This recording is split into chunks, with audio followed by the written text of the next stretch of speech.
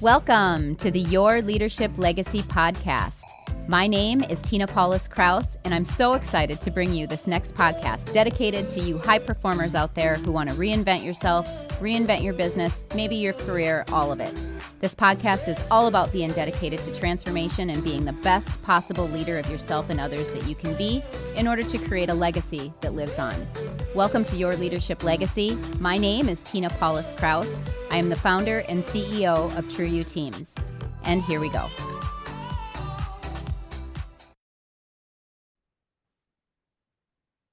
Hi, everyone. Welcome to Your Leadership Legacy. My name is Paulus Krause, and I'm super excited.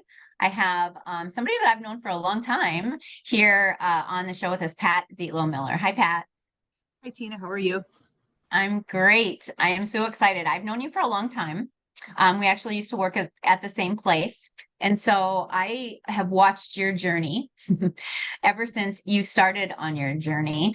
And so I would love, Pat is an author. She's an amazing children's book author. And I'm going to have you tell more about that. But I literally order your books for people that have babies because they're so amazing and they have such a great message. So I would love for you to tell us how you got started on that journey and all the good stuff.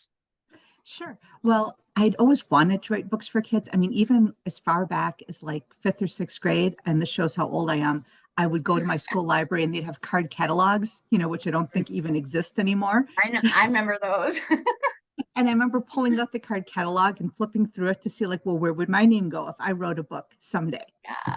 So that was always my goal, but I didn't know anybody who wrote books. I didn't know one single real person who did this. So it seemed sort of like this unachievable dream. And I tried to write a book when I was 19 and a sophomore in college, and I got one rejection. And I thought, well, I tried, I guess it's not going to work out. And so then I, started working and worked with you and did a whole bunch of other stuff. And then when I was 39, I was like, okay, come on now. Things have evolved. You're a smart person. If you really want to do this, you can figure it out. So that's when I really... Time is now. In addition to my regular job, I started doing the kidlit thing and writing at night after my kids were asleep and in the morning before they woke up. And it slowly grew to where now that's what I do full time. Amazing. You took the leap. Yeah, you just have to sometimes. Otherwise, someday never arrives, Yeah, it's so true. I see so many people that literally we are our own worst enemy. I mean, I am my own worst enemy, right? And so I love the fact that you broke through that mindset, that I can do it. So talk about you, you've been so successful. I see you everywhere now with these books because you've just gained this momentum going on. So how many books do you have? Tell us what successes you've had, all the good stuff. I've got 22 that are out in the world right now, libraries, bookstores, orderable.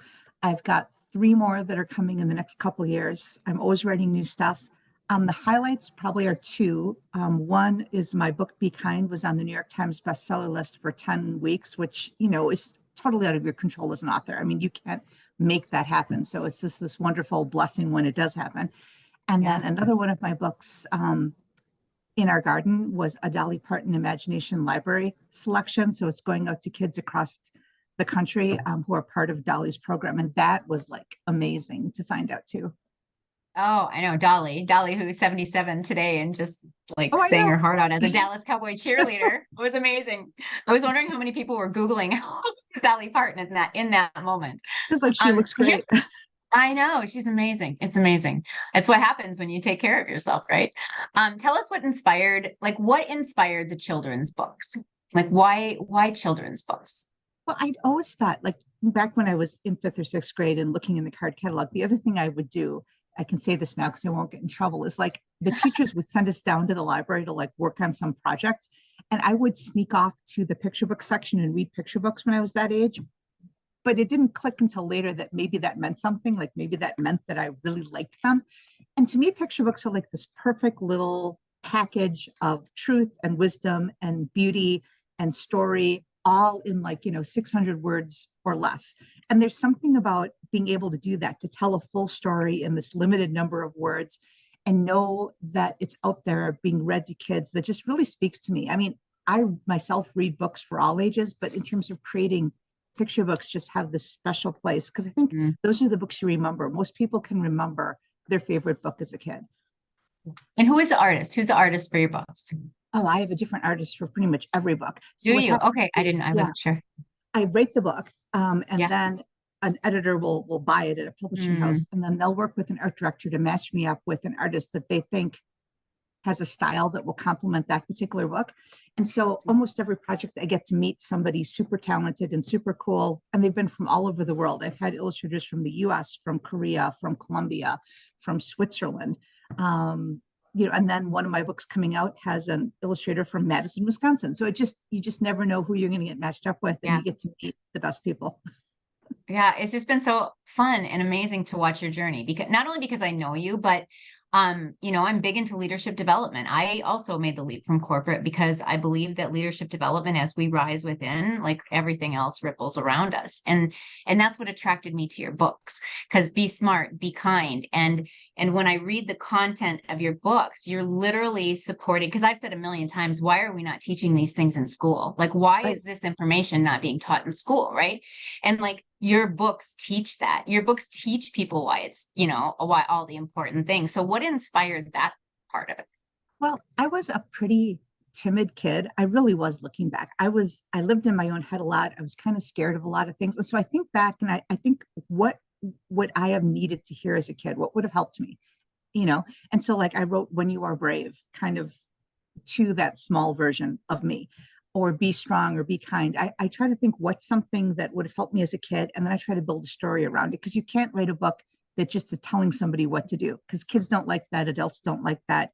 It's got to be like woven into a bigger story. And so I spent a lot of time remembering me as a kid, and trying to write to that version of me. Yeah. And I just envision teachers, like, right, kindergarten teachers, first grade teachers all over the world reading this content, to their children. I really do believe it will make a difference. So Yeah, I that's really acknowledge been you for that. coolest parts. Yeah, because teachers will sometimes email me, or they'll send me pictures of like a project their kids did based on one of my books. Or now, since I've been doing this for 10 years, I've heard from some 16-year-olds who remember reading my first book when they were 6. And that's amazing. I just got goosebumps. Like, I literally just got boom. But that's the ripple effect, Pat. Like that. I want you to like really, like, that's the ripple effect that you're creating in this world. And it's really, really, really, really special. What's next for you?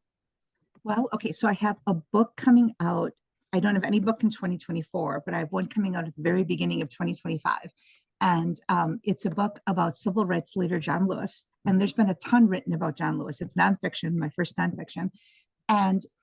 But one thing I learned as I was researching him was he had a lifelong love affair with books. And his very first civil rights act was when he was 16. He went to his local library and asked for a library card. And he grew up in the South, where there were Jim Crow laws, and he knew they were going to tell him no, and they did.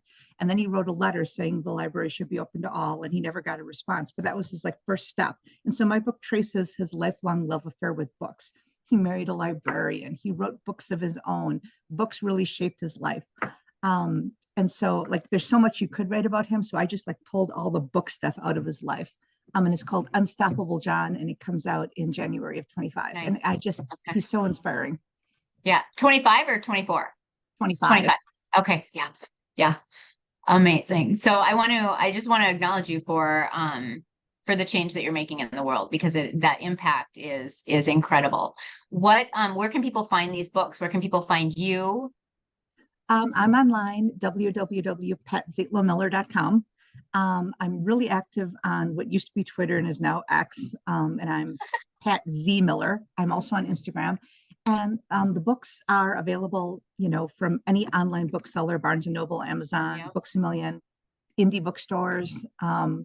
Anywhere you'd pretty much buy a book, you can either find mine or have them order it for you. Yeah, for sure. One of my favorite things is being in a store and seeing your book. It's like, I know her. That's awesome. And being able to pass it down, like being able to gift, my niece or my nephew and his wife just had a baby, and I was able to, give them that book and then read that. And so like, I think that, you're just the impact that the books have promotes so much good in families and so much good in development and growth and everything else, that it's just really amazing. So I want to acknowledge you for that.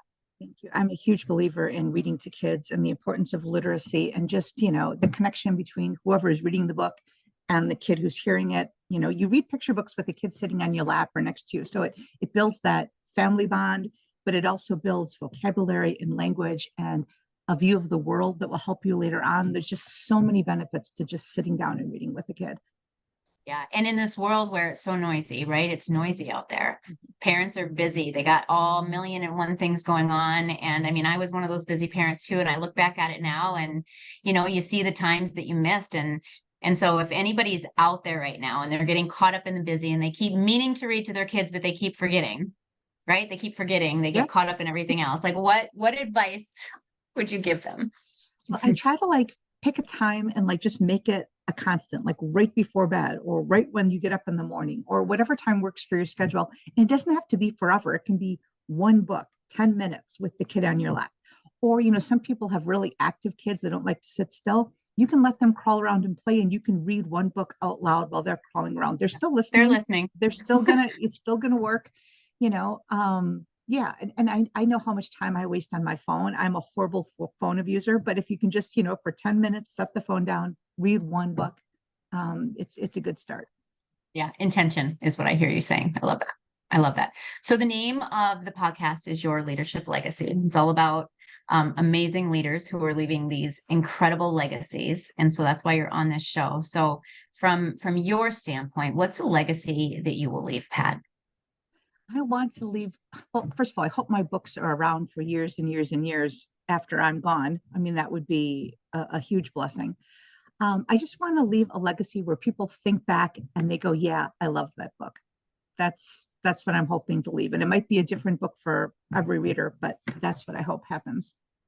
Amazing. Amazing. So go out, run, buy those books. It's almost Christmas time. They make amazing gifts for sure, for children. So I want to thank you, Pat, for being on the show. Thank you for being such a huge change in the world, right? For bringing change in the world, for the ripple effect that you're creating.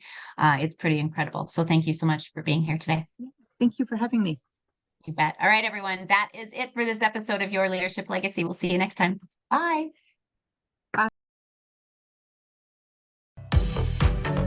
My name is Tina Paulus Krause, and I thank you so much for tuning in. I hope you enjoyed the show. Check out our programs and events at trueyouteams.com. And until next time, make it an amazing day.